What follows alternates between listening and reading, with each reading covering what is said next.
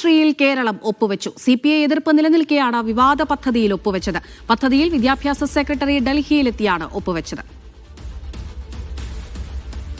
വിവരങ്ങൾ നൽകാനായി തിരുവനന്തപുരത്ത് നിന്ന് സെയ്ഫ് സൈനുലാബ്ദീൻ, KR സാജു എന്നിവർ തത്സമയം ചേരുന്നുണ്ട്. സെയ്ഫിലേക്കാണ്. സെയ്ഫായി സൂചിപ്പിച്ചതുപോലെ മുന്നണിക്കുള്ളിൽ തന്നെ വിഷയവുമായി ബന്ധപ്പെട്ട് എതിർപ്പ് നിലനിൽക്കുന്നുണ്ട്. ആ സാഹചര്യത്തിൽ എങ്ങനെയാണ് ഇപ്പോൾ PM ശ്രീയിൽ കേരളം ഒപ്പുവെച്ചത്? ഇന്നലെ CPI സംസ്ഥാന സെക്രട്ടറി ബിനോയ് വിശ്വം ഇതേക്കുറിച്ച് ഉള്ള ചോദ്യത്തിന് അദ്ദേഹം നൽകിയ മറുപടി ഈ പദ്ധതിയിൽ സംസ്ഥാന സർക്കാർ ഭാഗമാകില്ല. അത് CPM-ന്റെ ജനറൽ സെക്രട്ടറിയായ MA ബേബി തന്നെ അക്കാര്യം വ്യക്തമാക്കിയിട്ടുണ്ട് എന്നുള്ള നിലപാടാണ് അദ്ദേഹം സ്വീകരിച്ചിരുന്നത്. അവരൊരു പ്രതീക്ഷയായിരുന്നു ഇതിനകത്ത് പങ്കാളില്ല എന്നുള്ളത്.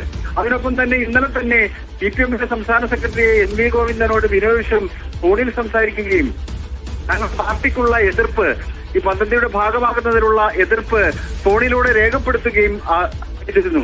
അതിനകത്ത് ഒരു അനുകൂലമായ മറുപടിയൊന്നും MV ഗോവിന്ദന്റെ ഭാഗത്ത് നിന്ന് ഉണ്ടായില്ല. അപ്പോൾ അവരുടെ പ്രതീക്ഷ ഈ പദ്ധതി ഭാഗമാകില്ല എന്നുള്ളതായിരുന്നു. പക്ഷേ ഇന്ന് പൊതുവിദ്യാഭ്യാസ സെക്രട്ടറിയായ K വാസുകി ഡൽഹിയിലെത്തി ഈ പദ്ധതിയുടെ ഭാഗമാകാൻ വേണ്ടിയുള്ള ധാരണാപത്രത്തിൽ ഒപ്പുവെച്ചു എന്നുള്ളതാണ് ഏറ്റവും പ്രധാനപ്പെട്ട കാര്യം. CPI-യുടെ എതിർപ്പിനെ ഏതെങ്കിലും തരത്തിൽ മാനിക്കാൻ വേണ്ടി CPM നേതൃത്വം തയ്യാറായില്ല എന്നുള്ളതാണ് പ്രധാനപ്പെട്ട കാര്യം. ഇത് വിദ്യാഭ്യാസ വകുപ്പ് എടുത്ത തീരുമാനമല്ല, മുഖ്യമന്ത്രി പിണറായി വിജയൻ എടുത്ത തീരുമാനമാണ്. ആ തീരുമാനമായി മുന്നോട്ട് പോകാൻ വേണ്ടിയുള്ള നടപടികളാണ് വിദ്യാഭ്യാസ വകുപ്പ് എടുത്തത്. ഇന്നലെ മന്ത്രിസഭാ യോഗം ചേർന്നപ്പോഴും മന്ത്രി K രാജൻ ഈ വിഷയത്തിലുള്ള എതിർപ്പ് രേഖപ്പെടുത്തിയിരുന്നു. അജണ്ടയിൽ ഈ വിഷയം ഉണ്ടായിരുന്നില്ല. എന്നിട്ടും K രാജൻ പറഞ്ഞു 2 തവണ മന്ത്രിസഭാ യോഗത്തിന്റെ പരിഗണനയിലേക്ക് ഈ വിഷയം വന്നതാണ്, അന്ന് മാറ്റിവെച്ചതാണ്. വീണ്ടും ഈ പദ്ധതിയുടെ ഭാഗമാകുന്നു എന്ന തരത്തിലുള്ള മാധ്യമ വാർത്തകൾ വരുന്നുണ്ട്. അത് ആശങ്കയുണ്ടാക്കുന്നതാണ്. ഞങ്ങളുടെ പാർട്ടിക്ക് ഈ പദ്ധതിയുടെ ഭാഗമാകുന്നതിൽ യോജിപ്പില്ല എന്ന തരത്തിൽ ചില പരാമർശങ്ങൾ നടത്തിയിരുന്നു. പക്ഷേ മുഖ്യമന്ത്രിയോ വിദ്യാഭ്യാസ മന്ത്രിയോ ഇതുമായി ബന്ധപ്പെട്ട് ഏതെങ്കിലും തരത്തിലുള്ള പ്രതികരണം മന്ത്രിസഭാ യോഗത്തിൽ നടത്തുകയും ചെയ്തില്ല. എന്തായാലും CPI-യുടെ എതിർപ്പ് പൂർണ്ണമായും അവഗണിച്ചുകൊണ്ടാണ് ഈ പദ്ധതിയുടെ ഭാഗമാക്കാൻ വേണ്ടിയുള്ള തീരുമാനം സംസ്ഥാന സർക്കാർ എടുത്തിരിക്കുന്നത്. അമൃത. ശരി സെയ്ഫ്, തുടരൂ. KR സാജു കൂടി വിവരങ്ങൾ നൽകാനായി ചേരുന്നുണ്ട്. സാജു, ഈ പദ്ധതിയുമായി മുന്നോട്ട് പോകാനുള്ള തീരുമാനം കേരളം അറിയിക്കുമ്പോൾ തന്നെ പ്രധാനമായി വലിയ തരത്തിലുള്ള എതിർപ്പുകൾ നാനാഭാഗത്തു നിന്നുണ്ടായിട്ടുണ്ട്. പക്ഷെ എപ്പോഴും വിദ്യാഭ്യാസ മന്ത്രി ഉൾപ്പെടെ പറഞ്ഞിട്ടുണ്ടായിരുന്നത് നമുക്ക് അവരുടെ അജണ്ടകളല്ല, നമുക്ക് ലഭിക്കേണ്ട ഫണ്ട് ഇതിലൂടെ നഷ്ടമാകരുത്, അതുകൊണ്ടുകൂടിയാണ് മുന്നോട്ട് പോകുന്നത് എന്നായിരുന്നു. ഇതിൽ നമ്മളിപ്പോൾ ഒപ്പുവെച്ചാൽ ഉടൻ തന്നെ നമുക്ക് ലഭിക്കേണ്ട ഫണ്ട് ലഭിക്കും എന്നായിരുന്നല്ലോ അറിയിച്ചിട്ടുണ്ടായിരുന്നത്. ഇതെപ്പോൾ കിട്ടുമെന്നുള്ള ചോദ്യമാണ് നിലനിൽക്കുന്നത്. PM ശ്രീ പദ്ധതിയിൽ ഒപ്പിടാത്തത് കൊണ്ട് വിദ്യാഭ്യാസ വകുപ്പിനുള്ള വിവിധ ഫണ്ടുകൾ കേന്ദ്ര സർക്കാർ തടഞ്ഞിരുന്നു എന്നുള്ളത് വസ്തുതയാണ്. ഇത്തരത്തിൽ SSAയുടെ മാത്രം 1500 കോടിയോളം രൂപ സംസ്ഥാനത്തിന് ലഭിക്കാനുണ്ട്. പദ്ധതിയിൽ കേരളം ഒപ്പിട്ട പശ്ചാത്തലത്തിൽ SSA ഫണ്ട് അടിയന്തരമായി ലഭിക്കും എന്നാണ് സംസ്ഥാനത്തെ കേന്ദ്രം അറിയിച്ചിരിക്കുന്നത് എന്ന വിവരമാണ് നമുക്ക് ഈ ഘട്ടത്തിൽ ലഭ്യമാകുന്നത്. അതായത് 1500 കോടി രൂപ ഉടൻ തന്നെ സംസ്ഥാനത്തിന് SSAയുമായി ബന്ധപ്പെട്ട് കിട്ടാൻ പോകുന്നു എന്നുള്ളതാണ്.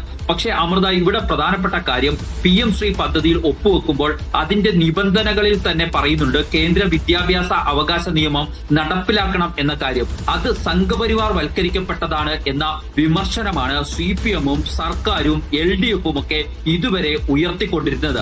അത്തരം ഒരു വിമർശനം നിലനിൽക്കുകയെ അങ്ങനെ കേന്ദ്ര വിദ്യാഭ്യാസ നിയമവും നയവും ഒക്കെ നടപ്പാക്കാതെ ഈ PM ശ്രീ പദ്ധതി നടപ്പാക്കപ്പെടുന്നത് എങ്ങനെയെന്ന ചോദ്യം ബാക്കിയാണ്. അതിലേക്ക് വഴങ്ങുന്നില്ലെങ്കിൽ കേന്ദ്രം പിന്നീട് തുടർ ഫണ്ടുകൾ തടയുന്നതിലേക്കുമൊക്കെ എത്താനുള്ള സാധ്യതകൾ തള്ളിക്കളയാനാവില്ല.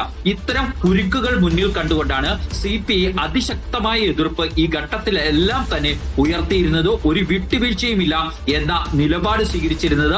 അപ്പോഴൊക്കെ ഏറ്റവും വലിയ കാര്യം ഇപ്പോൾ ഏതാണ്ട് അവഗണിക്കപ്പെട്ട് നാണം കെട്ട അവസ്ഥയിലേക്ക് CPI നേതൃത്വം എത്തിച്ചേർന്നിരിക്കുന്നു എന്നുള്ളതാണ്. ഈ ബുധനാഴ്ച ചേർന്ന ക്യാബിനറ്റ് യോഗത്തിലാണ് ഇത് സംബന്ധിച്ച കാര്യം CPI സംസ്ഥാന സെക്രട്ടറി ബിനോയ് വിശ്വത്തിന്റെ നിർദ്ദേശപ്രകാരം മന്ത്രി K രാജൻ മന്ത്രിസഭയിൽ ഉന്നയിച്ചത്. പക്ഷെ അപ്പോൾ ഉന്നയിക്കുമ്പോൾ പോലും ഒരു മൗനം പാലിക്കുകയാണ് മുഖ്യമന്ത്രിയും വിദ്യാഭ്യാസ മന്ത്രിയും ചെയ്തതെന്നാണ് നമുക്ക് ഉള്ള വിവരം. അതായത് ഒപ്പിടാനുള്ള തീരുമാനം എടുക്കുകയും അത് സംബന്ധിച്ച് മന്ത്രിസഭയിലെ ഒരംഗം ഉന്നയിക്കുകയും ചെയ്തപ്പോൾ പോലും മൗനം പാലിച്ചത് വളരെ തന്ത്രപൂർവ്വം വലിയ എതിർപ്പുകൾ മുന്നണിയിൽ നിന്നും അതിശക്തമായി ഉയർന്നു വരുന്നതിന് മുമ്പ് തന്നെ ഇത് ഒപ്പിടുവാനുള്ള തീരുമാനം എടുത്ത് അതുമായി മുന്നോട്ട് പോകുക എന്നതിന്റെ അടിസ്ഥാനത്തിലായിരുന്നു എന്നുള്ളതാണ്. യഥാർത്ഥത്തിൽ രാഷ്ട്രീയമായി വഞ്ചിക്കപ്പെട്ടിട്ടുണ്ടോ എന്നുകൂടി CPI പരിശോധിക്കേണ്ട ഘട്ടത്തിലേക്ക് കാര്യങ്ങൾ CPIയെ സംബന്ധിച്ചിടത്തോളം എത്തിച്ചേർന്നിട്ടുണ്ട്. അതുകൊണ്ട് തന്നെ CPIയുടെ പ്രതികരണം ഇതിനകത്തത് വളരെ പ്രധാനപ്പെട്ടതാണ്. കാരണം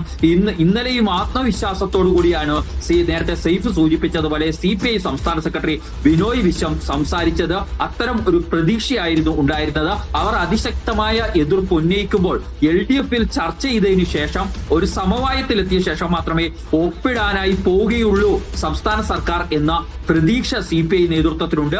അത് പാടെ തകർന്നിരിക്കുന്നു എന്നുള്ളതാണ് വസ്തുത. ഏതായാലും സംസ്ഥാന സർക്കാരിനെ സംബന്ധിച്ചിടത്തോളം നിരവധി ഫണ്ടുകൾ തടഞ്ഞു വെക്കപ്പെട്ട പശ്ചാത്തലം ഉണ്ടായിരുന്നു. ആ പശ്ചാത്തലത്തിൽ കൂടിയാണ് ഇത് തിരക്കിട്ട് ഒപ്പിടാനുള്ള തീരുമാനമെടുത്തത്. നമുക്കറിയാം, തദ്ദേശ തെരഞ്ഞെടുപ്പിന്റെയൊക്കെ വിജ്ഞാപനം വന്നു കഴിഞ്ഞാൽ പല ഫണ്ടുകളും അനുവദിക്കുന്നതിന് പെരുമാറ്റച്ചട്ടങ്ങൾ തടസ്സമാകും. അത്തരം തടസ്സങ്ങൾ ഒഴിവാക്കാൻ കൂടിയാണ് ഇപ്പോൾ CPI അതിശക്തമായ എതിർപ്പ് തുടരുമ്പോഴും അതിനെ അവഗണിച്ചുകൊണ്ടുപോയി ഡൽഹിയിൽ പോയി ഒപ്പിടാനുള്ള തീരുമാനം എടുത്തത് എന്നുള്ളതാണ്. ഇക്കാര്യത്തിൽ CPIയുടെ കണക്കുകൂട്ടലുകൾ ആകെ പിഴച്ചിരിക്കുന്നു എന്നുള്ളതാണ് വസ്തുത. ഏതായാലും ഇതുവരെയും PM ശ്രീ ഒപ്പിടാതിരുന്ന, നമുക്കറിയാം 2022 PM ശ്രീ പദ്ധതി വരുന്നത്. അന്നു മുതൽ സംസ്ഥാന സർക്കാർ ഈ പദ്ധതിയിൽ കേരളം ഉൾപ്പെടെയുള്ള ചില സംസ്ഥാനങ്ങൾ ഒപ്പിടാതിരിക്കാനായി ഏറ്റവും പ്രധാനപ്പെട്ട കാരണമായി പറഞ്ഞത് വളച്ചൊടിക്കപ്പെട്ട സംഘപരിവാറിന്റെ ചരിത്രം ഇതിനകത്ത് ഉൾപ്പെടും. അങ്ങനെ അത്തരം കാര്യങ്ങൾ കൂടി വിദ്യാഭ്യാസ അവകാശ നിയമത്തിന്റെ പശ്ചാത്തലത്തിൽ കേരളത്തിൽ അവതരിപ്പിക്കപ്പെടും എന്നതടക്കമുള്ള കാര്യങ്ങളായിരുന്നു ചൂണ്ടിക്കാണിച്ചിരുന്നത്.